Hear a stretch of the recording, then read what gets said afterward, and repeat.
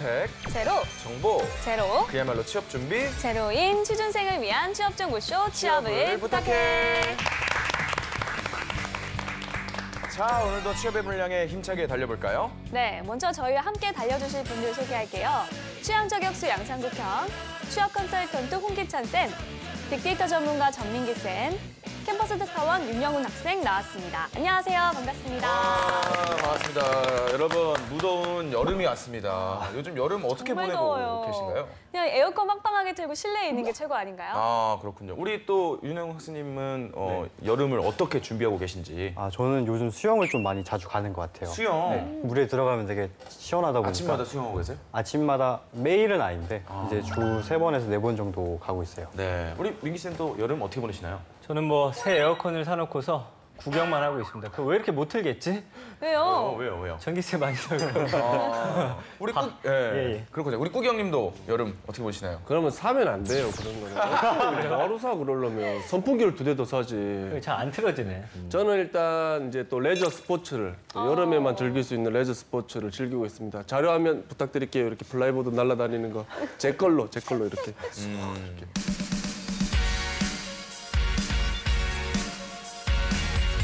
감사합니다.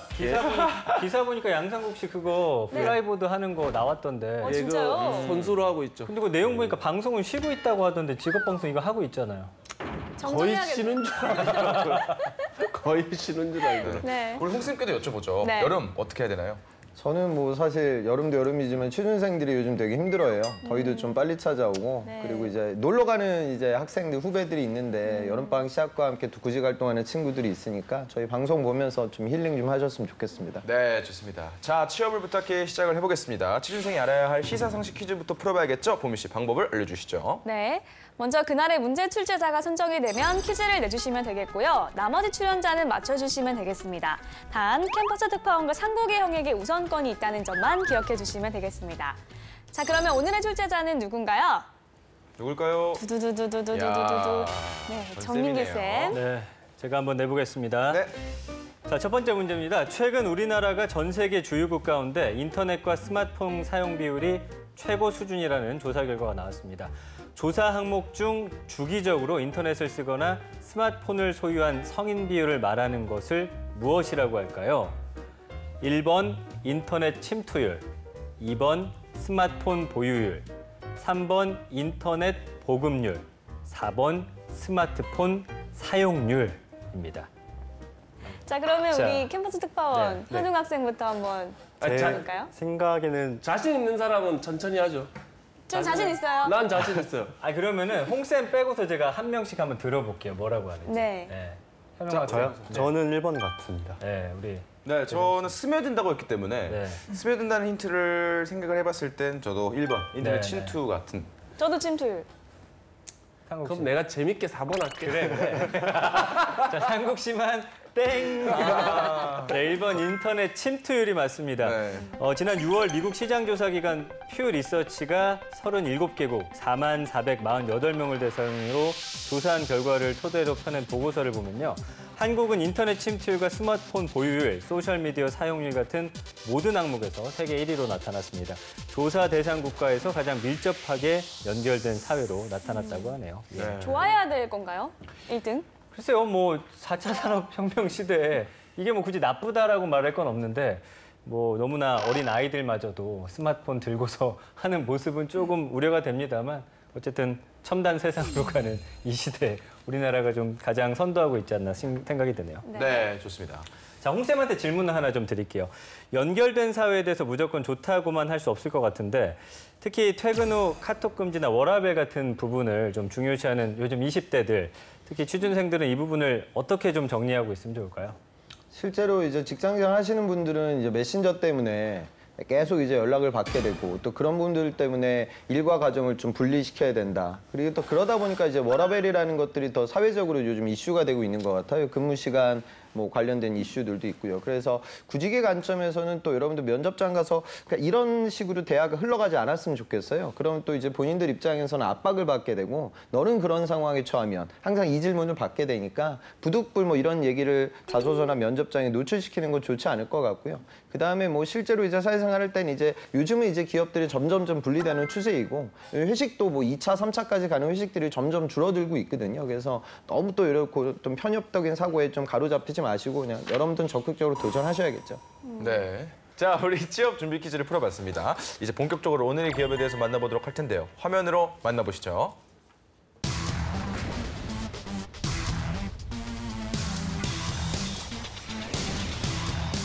오늘의 기업은 현대그룹 계열사로 관광, 건설, 유통사업을 하는 현대아산입니다. 1989년 고 정주영 회장의 방북을 시작으로 금강산 관광의정서를 체결, 98년 소대 방북과 금강산 관광선, 금강호를 출항한 후 이듬해 현대그룹이 대북 경제협력 사업을 맡아 현대아산을 창립했습니다.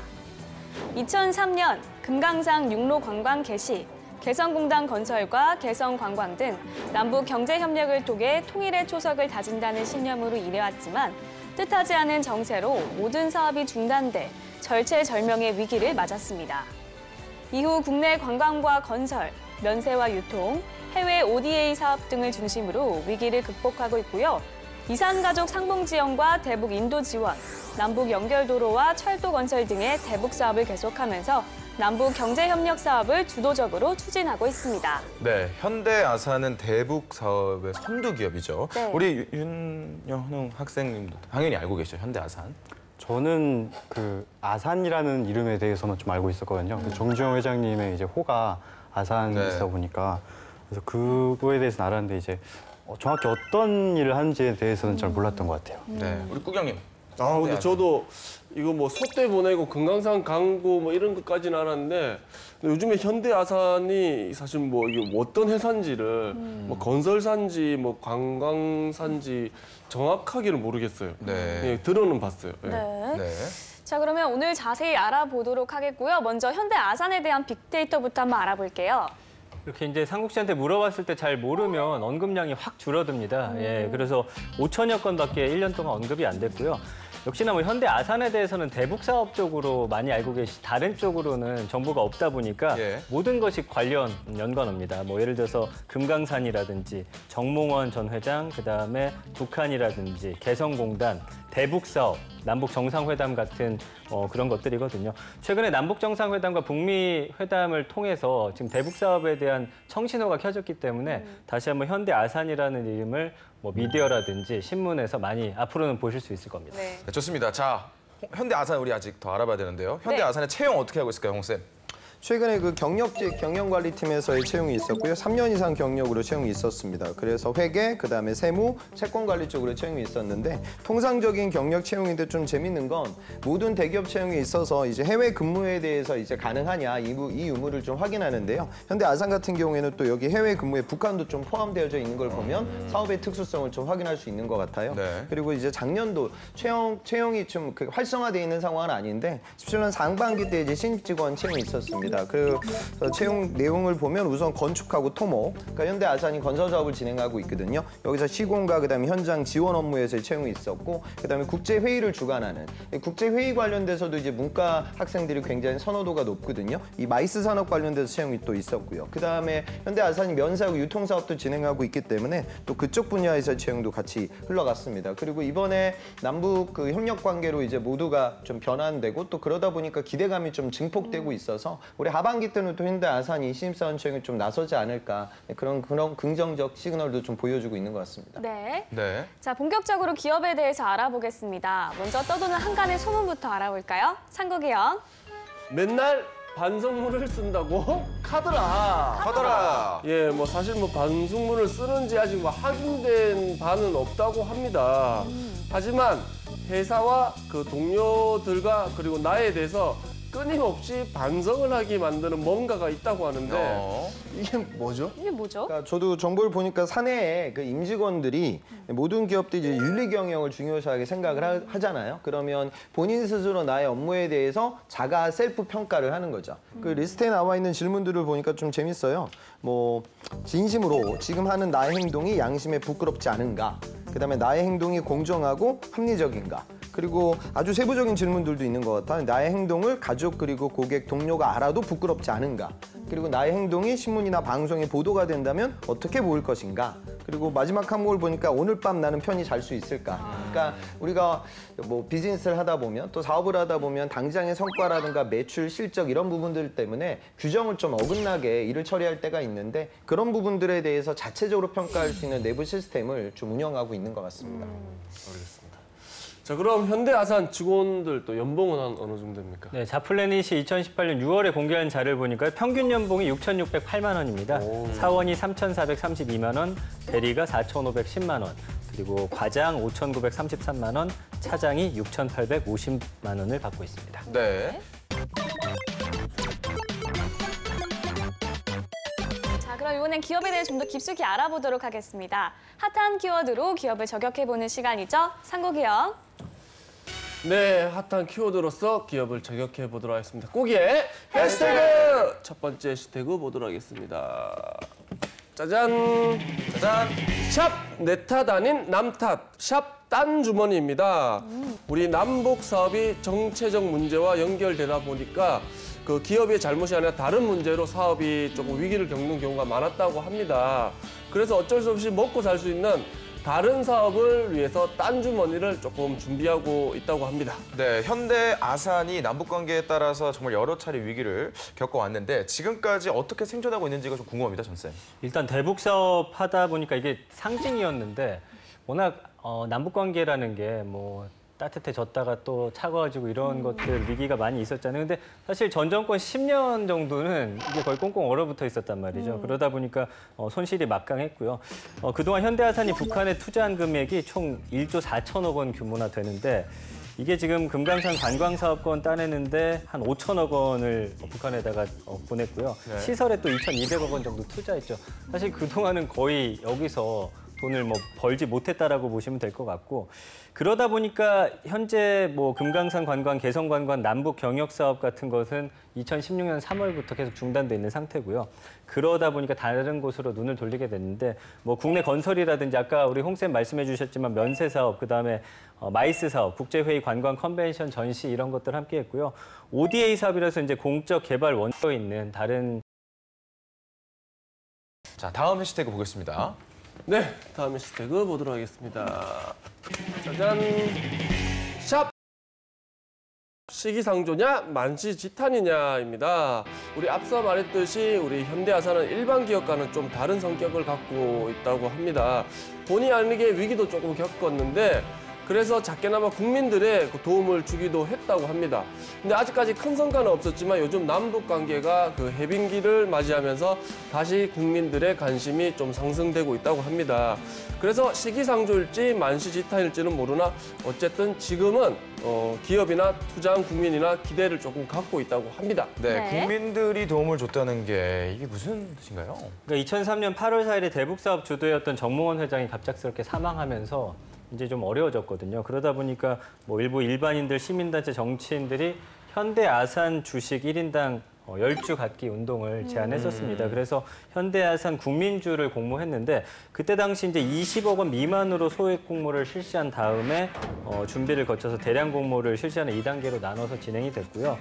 1차 전체 자사주의 4.3%, 38만 주가 이걸 대상으로 1차 공모가 시작됐는데 사실 좀 반응이 싸늘했어요. 많은 분들이 도움을 주진 못했지만 그럼에도 불구하고 이렇게 주식을 통해서 의미 있는 사업이잖아요. 대북 네. 사업이라는 게. 그래서 남북 관계가 어떻게 될지 모르기 때문에 사실 여기 투자하는 건 도박이나 다름없다라는 말이 있었는데도 불구하고 좋은 일에 쓰이는 돈이라면 내가 한번 투자를 해보겠다. 그래서 큰 돈은 아니고 소액으로나마 많은 분들이 좀 도와주셨고요. 다만 이제 이 개성공단 정면 중단 이후에 7,000원까지 떨어졌었는데 주가가 최근에 남북의 어떤 화해 무드 이런 것과 더불어서 기대감이 높아지면서 지난 5월 중순에는 67,700원까지 치솟았고요. 최근엔 뭐 조금 떨어졌다 올라갔다를 반복하고 있는데 10배가 뛴 거예요? 그렇죠. 그 당시 한 거의 7배 넘게 올라갔었고요. 지금은 사실 남북 경협 재개가 아직은 시기상조기 때문에 좀 너무 좀 위험한 투자 아니냐 이런 분들도 계시지만 앞으로 뭐 현대아산 국민주가 빛을 볼 날이 올 거라는 그런 기대감도 있기 때문에 많은 분들이 또 기대하고 있는 부분이 아닌가 싶습니다. 네. 1억 샀으면 7억인 거잖아. 그렇죠. 근데 아니 1억은 못 사요. 왜냐면은 기대하지 않고 샀겠죠. 1인당 10주까지만 공모를 할 수 있었기 아니 때문에. 7,000원대. 7,000원일 때? 네. 예, 뭐 그럴 수가 있겠죠. 네.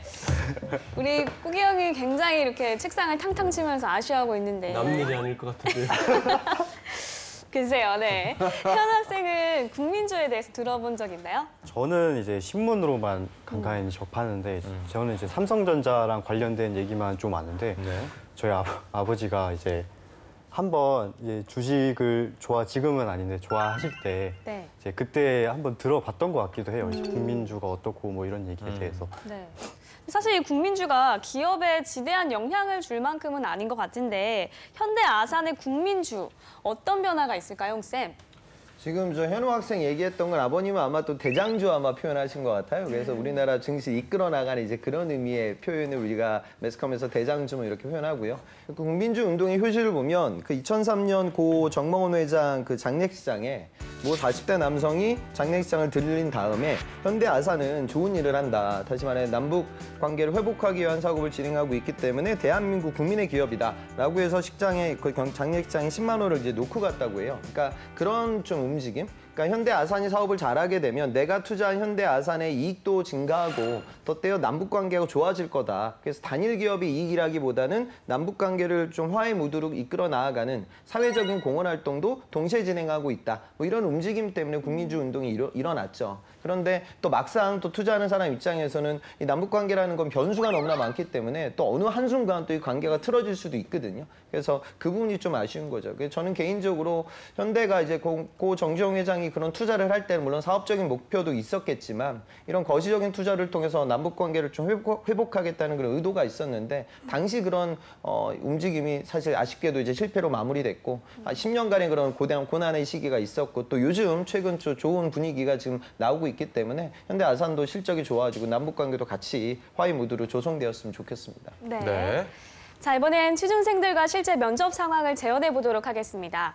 먼저 PT 면접인데요. 10년 후 이 기업은 이렇게 될 것이다를 주제로 발표해 주시면 되겠습니다. 현대 아산의 10년 후, 현웅 학생 시작해 주세요. 네. 현대 아산의 10년 후에 대해 생각을 할 때는 10년 뒤에 한반도에 대해 생각을 하지 않을 수가 없습니다. 10년 뒤에 한반도는 접근성이 강화된 아시아 여행의 출발지가 될 가능성이 굉장히 높다고 생각을 합니다. 일단 오프라인과 온라인 부분에서 접근성이 강화되어 있다고 생각을 하는데요. 최근 한류가 그 연결성이 강화된 이제 한류 열풍이라고 해서 단순히 이제 방송뿐만이 아니고 유튜브나 이제 모바일로 통해서 많은 한류 전파가 이루어지고 있습니다. 그렇기 때문에 이제 콘텐츠 접근이 굉장히 잘 되어 있다고 생각이 되는데요. 그뿐만이 아니고 최근에 유라시아 철도 개통이 이제 정상적으로 이루어진다면 그 온라인을 통해서 한국에 대해 많이 알게 된 사람들이 아주 값싸고 아주 쉽게 한국에 접근할 수 있을 거라고 생각을 합니다. 그렇기 때문에 제가 제안하는 사업은 이제 고부가 여행 사업 분야를 제안을 하고 싶습니다. 그 부분은 이제 크루즈 선박 운행인데요.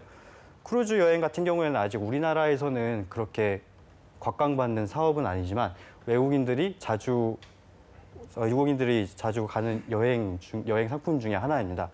최근 이제 2017년에 조사된 통계에 따르면 크루즈 관광 경험한 외국인들이 한국에 대한 재방문율이 71%로 평소에 여행객들이 느끼는 51%보다 상당히 높은 수치를 얻고 있습니다. 그렇기 때문에 크루즈 여행에 대한 한국에 대한 선호도가 높은 만큼 이 분야를 잘 살려서 종합 여행 기업이라는 현대 아산의 현재 비전에 가장 맞을 수 있는 기업이 될 수 있을 거라 생각합니다. 네. 그럼, 잘 네, 들었습니다. 고생 많으셨습니다. 너무 길었죠.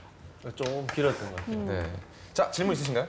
아니 근데 나는 예. 그 홍쌤이 약간 뭐 계속 그런 거 뭐 연도 뭐 이런 거 그런 거를 그 뭐라 해야 되나 그런 걸 아무튼 계속 너무 좋다 했잖아요. 네. 그러니까 계속 그런 게 억지로 약간 넣는 기분이 어디 구석구석 억지로 들어가는 게 조금 그래 좀 그것 때문에 약간 살짝 웃었고 그리고 약간 초반 얘기가 그 뭐라 해야 되지 한반도에 이제 따지보면 이제 육로가 뚫히는 얘기였잖아요. 네.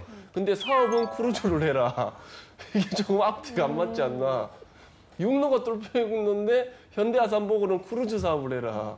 크루즈 사업은 지금 해도 되는 건데 네. 약간 네. 이게 좀 말이 안 맞지 않나라는 생각이 했습니다. 저는 질문이 있는데요. 네. 지금은 어쨌든 뭐 평화의 모드, 굉장히 좋은 기류가 이어지고 있는 건 사실이지만 사실 한 치 앞도 모르는 거고 10년 후의 일이기 때문에 굉장히 평화의 모드로 가다가도 갑자기 이제 뭐 또 사업들이 중단되고 또 위기의 순간들이 올 수 있는 그런 리스크들이 충분히 많단 말이죠. 네. 그런 리스크들은 어떻게 좀 대응을 할 수 있을까요? 최근에 크루즈 사업이 원래 중국 관광객들 중심으로 진행이 되다가 최근에 대만과 일본 중심으로 되게 변경을 한 게 예전에 그 사드나 이렇게 관련된 이제 한중 관계에 약간 마찰이 있어서 중국 관광객들이 굉장히 감소를 했잖아요.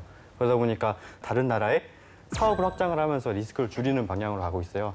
그랑 마찬가지로 현대 아산도 이제 단순히 대북 관계에 관련된 사업만 하기에는 너무 리스크가 크기 때문에 국내인들 대상으로 관광을 진행을 하는 것도 괜찮은 생각이라고 생각을 합니다. 네. 자, 먼저 전쌤, PT 어떻게 보셨나요? 목표를 하나씩 좀 세워서 조금 나아졌으면 좋겠습니다. 그 구체화 시켜가지고 오늘은 뭐 자신감 있게 하겠다라고 한다면 좀 더 카메라 있는 데에 우리 심사위원들이 있다라고 생각하고 좀 더 뭐 눈빛이라든지 뭐 어투라든지 뭔가 목표를 하나씩 세워서 좀 지워 나가면서 좀 좋은 발표로 좀 이어갔으면 좋겠고요. 내용면으로 봤을 때는 늘 홍쌤이 이제 지적하시는 부분이 남들과 뭔가 다른 이야기를 해야 될 텐데 이 남북 화해 무드 안에서 이런 주제를 가지고 이야기할 학생들이 굉장히 많을 것 같다라는 예상이 됐습니다. 아무래도 유라시아 뭐 횡단 철도라든지 관광 사업에 지금 집중을 한 측면이 없지 않아 있는데 아까 우리 황보미 아나운서가 지적을 해준 것처럼 다른 사업들도 하고 있기 때문에 회사 입장에서는 어떤 게 고부가가치 산업인지에 대해서 좀 더 분석을 해서 좀 새로운 아이디어가 들어갔으면 어떨까라는 생각이 들었고요. 관광 외 물류 사업이라든지 일단 뭐 유라시아 횡단철도가 깔리게 되면 비행기보다는 훨씬 더 저렴한 가격에 배보다는 또 훨씬 빠른 이동 속도로 또 그런 것들을 운반할 수 있기 때문에 뭐 그거와 연계된 사업도 좋았을 것 같고 좀 다른 부분도 좀 짚어졌으면 어땠을까라는 아쉬움이 있습니다. 네. 홍쌤께서는 어떻게 보셨나요? 두 가지 좀 포인트 잡아드리고 싶은 건 이제 크루즈 여행. 물론 현대 아산이 관광 사업을 했죠. 근데 현대 아산이 이제 남북 관계를 사업화시키는 그 과정들 속에서 금강산 관광이라는 건 어찌 보면 이제 교두부가 되는 거죠. 그 관광 산업을 통해서 남북 간의 관계가 화해 모드로 전환되고 남한 기업들이 언제든지 북한에 투자할 수 있는 그런 분위기를 조성하여 궁극적으로 맺고자 하는 것. 그 당시 2000년에 그 북한과 이 아태평화위원회에서 금강산 관광 그리고 개성공단을 포함해서 한 7가지 SOC 사업권을 확보했거든요. 그러니까 사회 간접 자본, 그러니까 북한의 수많은 자원이라든가 인프라 이런 것들에 대한 건설 투자에 대한 욕심을 갖고 있을 거예요. 그래서 너무 관광으로만 이 부분 흘러가지 않았으면 좋겠습니다. 우리가 전 세계에서 석유 자원이 가장 많은 나라라고 하면 많은 학생들이 사우디를 생각하는데 실제로 러시아거든요. 그러니까 러시아와 우리나라의 어떤 뭐 송유관이라든가 이런 걸 활용해가지고 에너지 자원 사업을 우리가 하게 되면 또 이런 물류 비용을 많이 더 절감할 수가 있을 거예요. 그리고 두 번째로 제가 좀 포인트 잡아드리고 싶은 건 아까 그 황보미 아나운서가 좋은 얘기는 한 것 같은데 저는 아직도 그 인상이 강렬해요. 그때 개성공단이 어느 한순간 폐쇄가 됐죠. 그래서 거기서 사업하는 사람들은 거기 있는 재고를 어떻게 해서든 가지고 와야 되니까 그 중소형 자동차에다가 막 창고에 의류를 엄청나게 싣고 이제 남한으로 건너오는 이런 일들. 그러니까 그 일을 모든 기업들이 봤단 말이죠. 그러니까 이번에 북한이 핵을 포기하면서 얻고자 하는 건 당연히 한 가지밖에 없습니다. 이제 경제 협력이고요. 그리고 지금 계속 중국과의 관계가 회복되는 그 국면을 보면 북한은 아마 중국으로부터 투자를 많이 받아 경제 발전 발전을 도모하려고 할 거예요. 그렇다면 이제 우리나라 기업들은 그런 중국 기업들과 뭔가 좀 협업을 통해서 안정성이라는 거, 다시는 또 이런 일에 단칼에 내가 사업에서 빠지는 부분을 리스크 제어하기 위한 노력을 하겠죠. 그러니까 그런 부분들을 좀 덧대어서 발표가 나가면 더 좀 참신하게 들릴 것 같습니다. 네. 자, 그러면 이번엔 실전 면접 두 번째 기출 문제를 풀어보도록 하겠습니다. 상국이요. 대북 사업은 어떤 방향으로 발전시키는 게 좋을 것 같습니까? 크게 두 가지로 나눠볼 수 있을 것 같습니다. 하나는 교통 관련 인프라 구축 사업에 참여하는 것이고, 다른 한편으로는 중국과 한국 관광객을 대상으로 한반도 패키지라는 여행 상품을 내놓는 것입니다.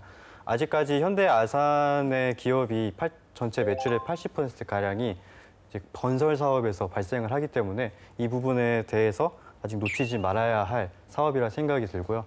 그리고 4.27 판문점 선언에서 실제로 이제 언급됐듯이 북한의 교통 상황이 그렇게 좋은 상황은 아니기 때문에 만약에 경제 협력이 활성화돼서 해당 인프라 구축에 현대 아산이 참여하게 됐을 때 큰 수익을 올릴 수 있을 것이라 생각합니다.